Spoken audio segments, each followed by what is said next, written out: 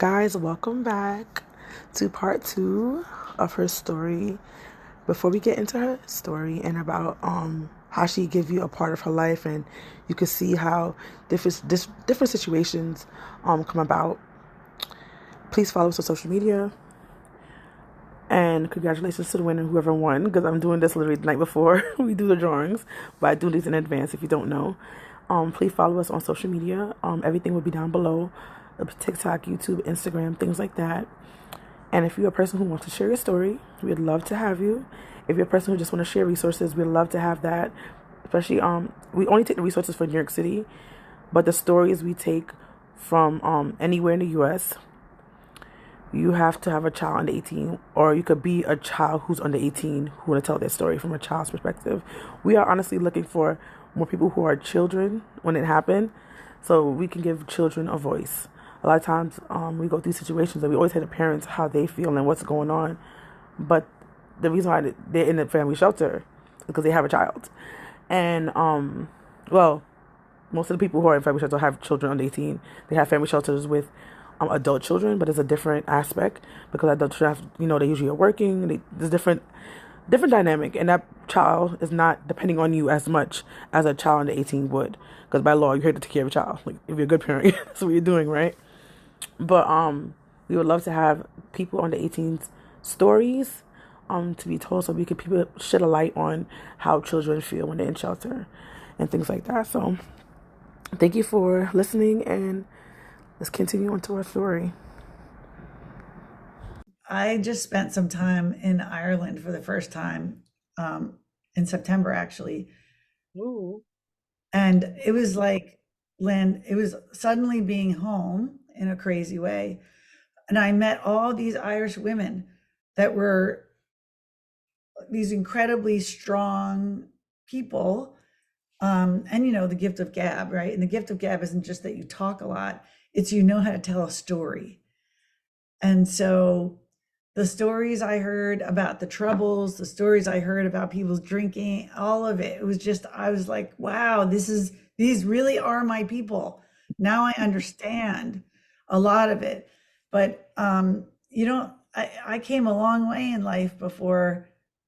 I mean, honestly, I didn't really realize that we were doubled up and technically homeless Right. until a couple years ago. I mean, Right. I'm doing this work. I've been working on child and family homelessness for 20 years. Right. And we're lucky, honestly. Like I got an education. I had people in my life. I had teachers. I had people in my life who just sort of looked out for me. My seventh grade teacher, Mrs. Albanese, she looked out for me. She very subtly pushed me to do things that I was afraid to do and made me feel special. I had an auntie who made me feel special. And I think now about, I meet young people and families who are experiencing homelessness. And I think that's one of the things that I was afforded that many are not, is that there's somebody in this world who thinks you're special and tells you. Um, I mean, there were lots of people in my family, my older sister, but my older brother and sister were, the spread in my family between the oldest and the youngest is 16 or 17 years. That's a big gap. So my oldest brother and sister, they were gone before I was like a thinking being. They Right. were they were out of the house, 18, 17, whatever. So it almost feels like we had two sets of, like, I had two sets of siblings, and Right. they were not present, my older brother and sister, for the worst of what went down with my parents. Got it. But it had to be on its way all along. Now that I'm an adult, and I can see that. It's crazy that happened. I'm sorry about your brother again. It Thank must you. have been very lonely for him to really do that to himself.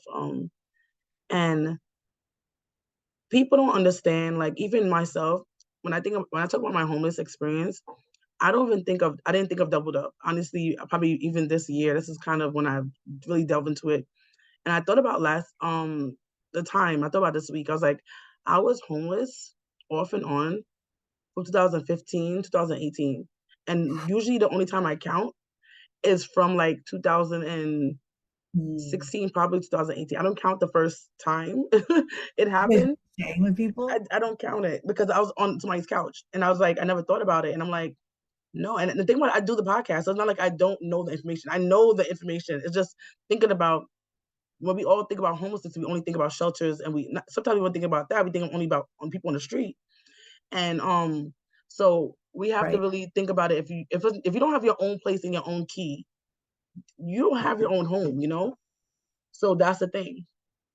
And you can't relax. You are a guest in someone else's home. Right. And that is, I think, one of the most, I mean, I a young person that I met who in San Francisco who's experiencing homelessness is said that to me, and I I think I flinched, because it put words around something that, my grandmother, all like you can't relax. It's not your space. It's not yours. And so I just, Khadijah, I want to say, like, I had this incredible shame as a child. I mean, I hope the world has changed. I don't think it has changed that much. There is nothing shameful here. I mean, it's a shame. It's a shame that as a nation, we allow this to happen. We have programmed this to happen. We enable it through policy. We have enabled it since the beginning, since before we were a country. Um, we we redline, we segregate, we make excuses for it, we NIMBY, all of these things. And it doesn't have to be like this. There's enough that we don't have a limited quantity of talent or special or even money and resources. There's plenty for everyone. And there's no reason for, I mean, I don't have to tell you this. We know that LGBTQ young people, identifying young people are much more likely. Black LGBTQ plus identifying young people are 8 times more likely than a straight white young person to experience homelessness. And those risks are multiplicative and cumulative, and it has to do with things that we can change, because it's really about a mindset. And we, I'm a white woman and I have had enormous privilege in my life. I'm not saying I've not had to work hard. And as a woman in a world in a field that has been historically very white male dominated, I've had my moments, and that's how you learn. That's one of the ways you learn about the experiences of other people and the intersectionalities that we all should have awareness of. But you have to be willing to open your eyes. And I'll be honest, it wasn't really like that. It's just, I remember sitting in a meeting one day and being like, oh my gosh, my family, we like, and like, if I tell my siblings about this, they're gonna be like, we weren't homeless. They're not gonna get it. Right. So who knows if this is gonna make the rounds around the barrels. Because I think there's still such shame attached to it. Right. No one like you say, who sits in grade school and thinks I want to be homeless when I grow up? Nobody. Exactly nobody ever thought that. And yet we can prevent this. Right. You We certainly. and it's traumatic. And mostly what we do in this country is very reactive. We can prevent Yes. this. Yes, We it's can so prevent. true. I mean, something like 60 some odd percent of the young people who call the National Runaway Safeline are housed when they call. Oh wow. That's good. Right. And I mean, we don't know we know what happens with some of them, but you know what I'm saying? We don't really know what happens. But Right. think about that as a missed opportunity. Right. Some of them are, in precarious situations. Some of them are in the middle of a crisis. And I mean, what I've also learned is that, particularly for young people, there's crisis after crisis, and you don't know what crisis is going to be. The crisis is going to. The breaking point. Yeah, it's true. And it's And I sad. guess that's true of my family too. Like Right. you said about my mother, what was it? I don't know. She got to her breaking point. It's so true, like you were saying, because even all right, I rented a room because I couldn't afford an apartment after I had my daughter. And I had stayed at this other lady's house for like less than a month, and then I got to a room and I got at the hospital and things like that. And even though technically I don't, because that part I don't consider home because I was technically paying rent to her, but it wasn't my place. I'm living in it's 3 bedrooms and I'm paying rent there. So it's not like it was a family. I don't really know her. She's a family member of somebody I actually know, but I never met her before. And living there was like terror. At first, it was fine because at nighttime when I was there, she was working, so I was good. She wasn't there, and her daughter was there, and her daughter is like probably 10 years older than me or so, and she was fine. When the mom came and stopped working night shifts and started working in the day, her being home was horrible. She make you feel Mm. uncomfortable. Because I don't know if everybody does it, boil the baby bottles to make sure it's sanitized, You to had make an sure foods are infant at clean. this time? You had a newborn? I had a newborn, horrible. My daughter would cry. The daughter will hit on the wall to stop my baby from crying. She said, "Shut her up." I'm like, "She's a baby. How can you shut up a baby? It doesn't make sense. What you're saying does not make." And my daughter, mind you, my daughter, out of most babies that I know, didn't cry that often. So when she did cry, there's really something wrong with her. My daughter, people, when I first was for the first, I think 11 months, you couldn't tell she was in the house because she was that quiet. So when she cried, you knew that was a problem with her. And she would come in the room. The lady has a key. I didn't know she had a key to my room at one point. She'll come in the room when I'm not there. One time I thought it was crazy because I have everything. I have my soap on the floor and things like that. So I see my phone coming. I'm like, why is it on the floor? Then I'm like, did it fall over? I didn't realize I just left it there. I'm like, no, but I would have saw it before I left this morning. So I was like, all right, let me forget about it. So and then I see it happen again. I was like, you know what? Let me put it in a bag. So this time I know that it wouldn't be. Then I came home and I'm like, no, she's coming in my room every day to waste my soap on the floor that I paid for. And I'm paying her rent. She would do things like that. Um, because of that, I had to have my social security card. Like I would move it around my room so she couldn't find. It was like living Right, like that right, is right. horrible. You weren't safe. And because the like one time she came in the room yelling at me for something that her daughter did, but she thought it was me. I'm like, that wasn't me. And then she asked her daughter, she realized it was her daughter. And I'm like, she didn't even knock on the door. She took her key, me and my baby on the bed, and she just opens the door for my room. And I'm like, that's how I found out she had my keys. And I'm like, why would you have keys for my room if I'm paying rent here? I don't understand why you have two, like, it doesn't make sense. So I realized that she was coming in. Violation, Yeah. I didn't want to violation. get her in trouble because I know the Right. person who she's like. I'm like, I didn't.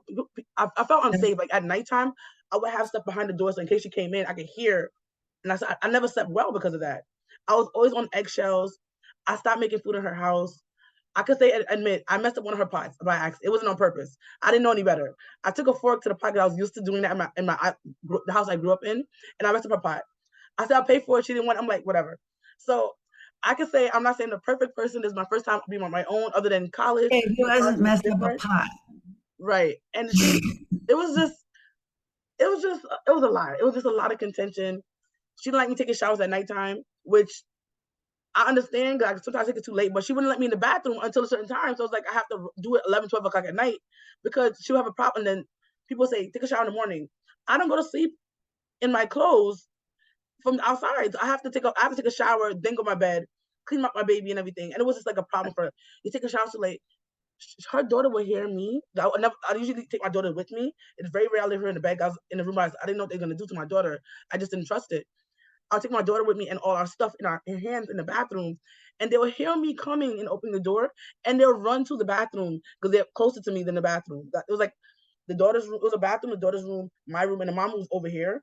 They would literally, if they hear me open my door and they see me, they know what time I usually come out for my shower. They would run into the bathroom. So I have to wait till they come out to go to the bathroom. It was, I thought I was going crazy one time. I'm like, I feel like somebody's watching me when I'm taking my shower. And I'm like, I used to leave my daughter's obviously not safe. Her car seat by the door, so if somebody opens it, it will hit. But I was like, you know what? I'm not gonna do that anymore because it started getting really bad in my house. So I kept the car seat. It was a long kind of thing in the door, and there was a tub, and then there's the toilet. So I kept my daughter closer to the shower just in case. So every night, and she would hate me wetting up the floor. But I'm like, I feel like somebody's watching me. I don't know what it is. I feel like somebody's coming here and watching me. Why did one day I caught the daughter opening the door to the bathroom? The door to the bathroom did not lock. Opening the door to the bathroom while I was in the shower. I'm like, why are you in here? Close the door. So I'm like, was that happening all the time? That's why I felt like somebody's watching me all the time taking a shower, and I did not realize it. And I'm like, it was horrible.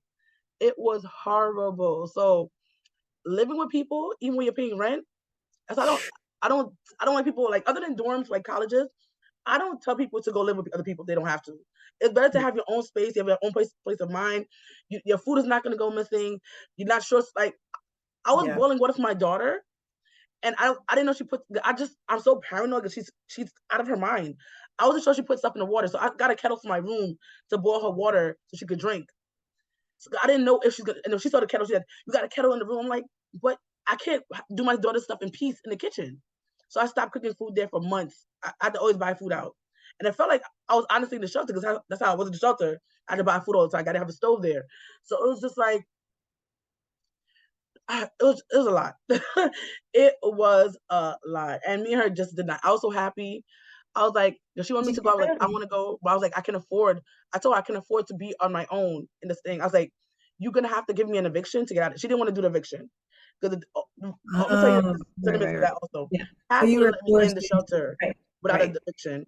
And at the time they told me that I didn't feel safe there, but I also didn't want to put it on a police report because of who she's related to. So Come because back. of that, I didn't do a police report, and that would have got me into the shelter automatically for probably DV, honestly, because I felt unsafe at my environment. But I didn't want to go that route because of who she was to somebody. She's somebody aunt to me. So I was like, I didn't want to bother doing that. So I was like, I'll stick it out. I'm like, you have to evict me. If I can't get evicted, I can't go anywhere. There's nowhere for me to go. And at one point, this is what I'm telling you guys. Also, always have receipts when you do your rent. Mhm. Make sure you always get a receipt. Make sure it's always a paper trail. Thank God I Mhm. did it because she can't say I didn't pay her rent. And I also send my checks through the mail. I didn't give nothing. I didn't get no check written because that's not a paper trail for me. And if they give you do give a check, make sure they give you a receipt back. What I always did, I Take a had picture Chase of and I it. still do. Huh? Take a picture of it because those little pieces of paper are just That's true. Pictures are always much better. That's what I take pictures of everything. Cards, and I did with your car. I took a picture, got I'm probably gonna lose it, but a yeah, picture yeah. be in Google. I promise you that. And I was send because you could send checks through Chase. So Chase will send it. You just make sure you send it like do it enough time to get to there by the first to your landlord. So it could be a paper trail. And then the other, I paid one half, and then the other half HRA paid. Which they, as if you don't know, they pay their stuff kind of shifty. But at this time, it was before Corona, so it was a little bit better. But it still was on the shaky side. So if it was a holiday, it's going to be late because of the holiday and stuff like that. So it wasn't that bad, but sometimes it was kind of about it. So she was saying, went to housing court. She said, "Oh, I don't have the rent." I'm like, "No." She gave me. I didn't have the key for the mailbox. She gave me. She'll give me my mail when she wanted to. On top of that, which is, I'm pretty sure that's against the law, but whatever. She gave me the stuff and say I didn't pay her, but I'm like, these are the checks from Chase that you giving you that I sent to you. I told the judge I couldn't get in the mailbox without her because she has a lot. That means I paid you. You just didn't take your money. You didn't want to put it in the account. And by the time she did all of that, all these checks were actually after I think it's 90 days they give for a check. You couldn't use it anymore. So I'm like, what's gonna happen with that? So the judge said the part that she didn't take, I didn't have to pay that back because it wasn't my fault that she All didn't right. cash these checks. That's on you. I sent it to you in your name. You're supposed to cash it. It doesn't make sense. But he said the HRA checks, even though she didn't cash those because it's from the city, even those after 90 days, she could take those and they will give it back to her. I'm like, okay, that's fine with me. But Not also your that ended up biting me in the butt because if you don't know for city FEPS, you have to have an eviction. That's one of the things, like one of the eligibility things. And also you need to have owed your landlord money at the time. I think now it's a bit different because I didn't owe her any money, but I only had the eviction. I could get into shelter, but I couldn't get the voucher. And I knew that after. I'm like, wow. So because I didn't owe her money either, I never got my eviction on my credit score, which is apparently it's what I think it goes on your credit. It goes somewhere, but Oh it's not in yeah. the system. So I guess it worked out for me in the long run because if I want to get like a house, they won't look at it so far. I'm like, oh, you having this eviction. I don't know how they do with the whole house thing. I know some of it, they look at your credit and all that. So I'm happy for that, but I was unhappy I didn't get the city feps. But everything happens for a reason. I got NYCHA, and that's actually better than city feps.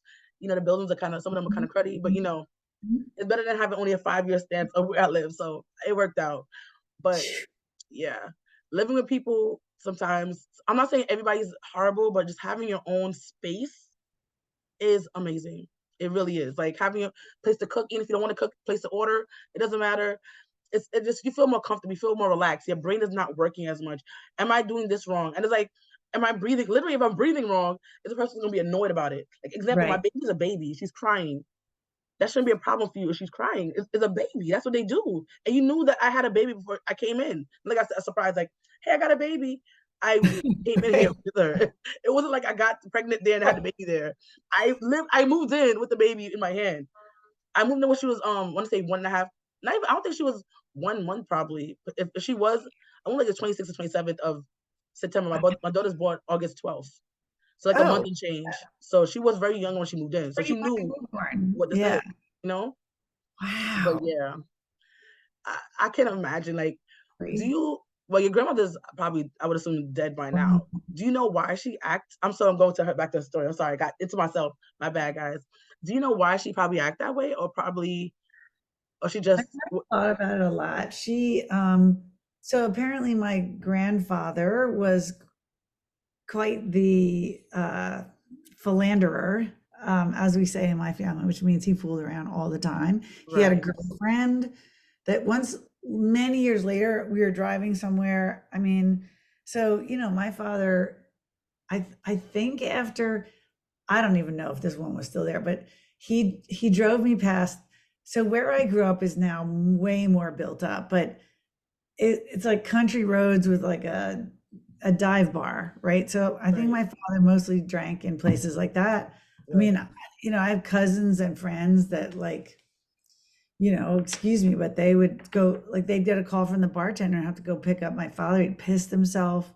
I mean, Oh like no. really bad, really bad. So like, how did I think that the whole town didn't know this already? Like, it's Right. kind of, anyway, when we drove past one of these bars, my father said, "Oh yeah, that's where Pop's girlfriend. She owned that bar. I was like, Pop's girlfriend? Right. You know my grandma as his wife? No, his Yeah, girlfriend. yeah." So Wow. it was like that. And I think there were others. And so I'm guessing she was, she came. I mean, it was outrageous that my mother got divorced when my mother got divorced. It just wasn't acceptable Right. socially. And she couldn't even get a credit card. I mean, now, like Right. anybody, if you were a single woman, you couldn't get a credit card. This is like the 1980s. It's not that long ago, says Wow, me. I didn't even think about it. Wow, the years I was Yeah. born. I Like, mean, yeah, you that's couldn't get a crazy. credit card.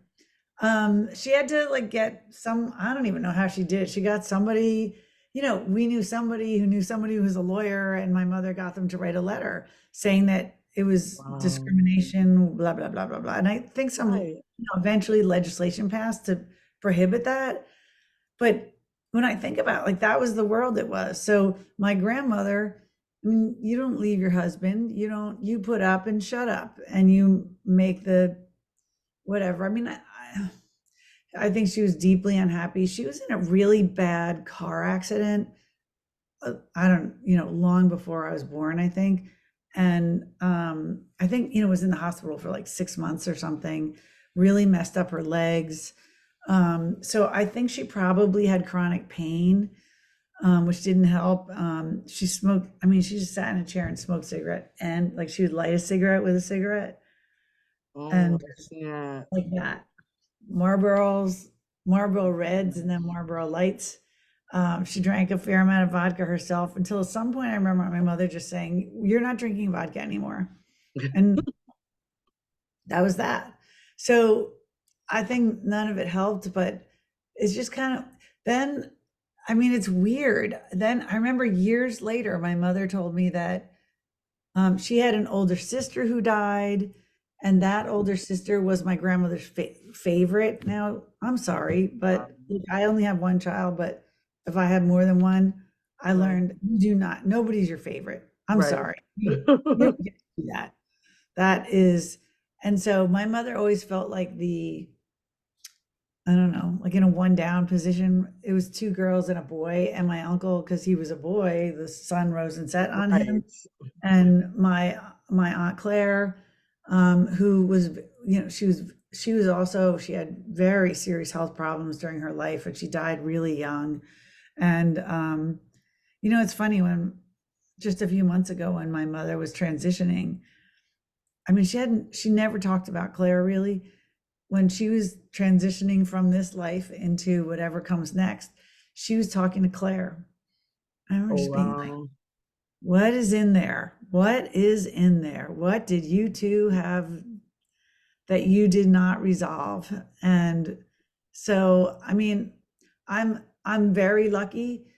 Both my parents, when both my parents left this world, I was in a good relationship with them. And Right. I know way too many people who aren't, and it's no fault. This isn't about fault, but I would not. It would be hard. I mean, the world feels, and there's so many things I wish I talked to her about, all these things.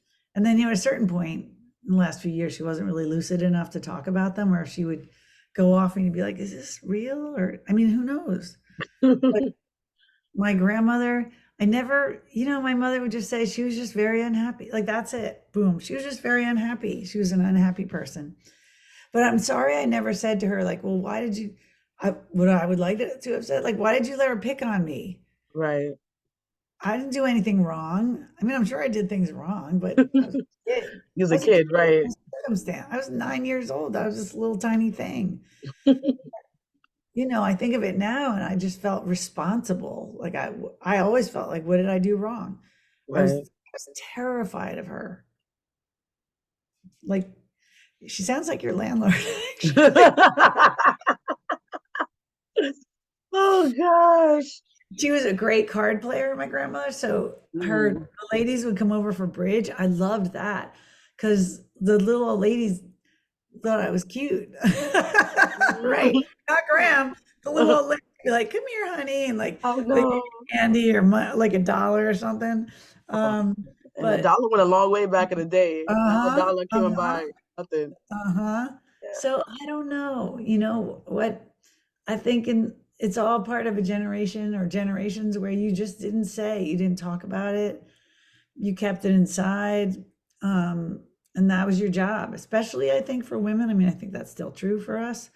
But particularly in those generations, it was your role. You just sucked up the pain and moved on. And I suppose that will always be true to some extent because there's a lot of pain in this life. Right. I hope we've learned some things about, you know, um, back in the day, I started my career as a clinician and I was trained in trauma focused cognitive behavior therapy. And Okay. one of the things that I learned, and after 9/11, when I was living in the New York area, and a lot of clinicians got trained in trauma focused cognitive behavior therapy because there were so many traumatized people. Right. And I remember learning essentially what you do is when someone has a traumatic experience, it's stored, to simplify, it's stored differently in your brain. It's Right. not encoded the same way. And in my mind, the way that's where flashes come from. I mean, even you can think about, like, I can think about difficult conversations that I had, you're like, I know exactly where I was standing when that happened because Yes. it was like I was all activated and like you can really remember it. And these flashes of it. And a traumatic experience is that much more. And so what we learned in the training is that it's really important for people to be able to tell their story. And one of the ways of recovering from trauma is to be able to narrate the story. And to narrate the story, you have to be able to bring yourself through the events in your mind and kind of out loud. And so, but it's so overwhelming to quote tell the story. You can't tell the story at once, and it's all fragmented. Right. So part of the therapy is getting people in a comfortable and centered and relaxed enough state to begin to talk about it. And when it becomes overwhelming and too activating, you step back, you help the person relax, deep breathing, all the things. And then the goal, in some sense, now it might have changed since this, it was a long time ago, but to this day, it helps me understand how talking about your experience is important. I've worked with a lot of young people, it wasn't that long ago, we expected all forms of people who had trauma to just sit up in front of groups of people and tell their trauma. I mean, Right. like you still have TV commercials where it's like, save this one or that one. And the way you do it is you pull people's quote heartstrings by having some person, some child with a disability or a medical condition or whatever. I don't know. That's like, it feels very exploitative. And that's Yeah. what we did for a long time. And I also know I've worked with a lot of young people who experienced homelessness who eventually, when they got to a safe and comfortable enough place to tell their story in a safe place of their choosing with people they trust, and that's a long road to get there, Right. that it can help. Because I think you just in this conversation said things to me like, listen, people, like this is domestic violence, right? Right. Now, oh, right. Right, right. That part I don't think I'd gotten to. Right. So I guess telling the story is in the right place Right. is healing, but in the wrong place, it's more pain. It's true. Definitely true. So we have come to the end of part 2, and we left off at a great place. I think it was less sad than the other part, but again, like I said in the last podcast, go look on your person who think they're strong. Well, you think they're strong, but in their hearts they know they just need somebody to talk to and vent to. And we give out the information down below that can help you and your family get through things if you need help or that you went through this in your family. Also, follow us on social media, and we'll see you next week, guys, for the last and final part 3. And guys, if you look on YouTube, probably a week or so after, we'll have the full video. So, it probably depends. I'm not gonna promise anything, guys. I don't want to promise that it don't happen. But thank you again for listening. Thank you guys for being amazing, and see you next time. Bye.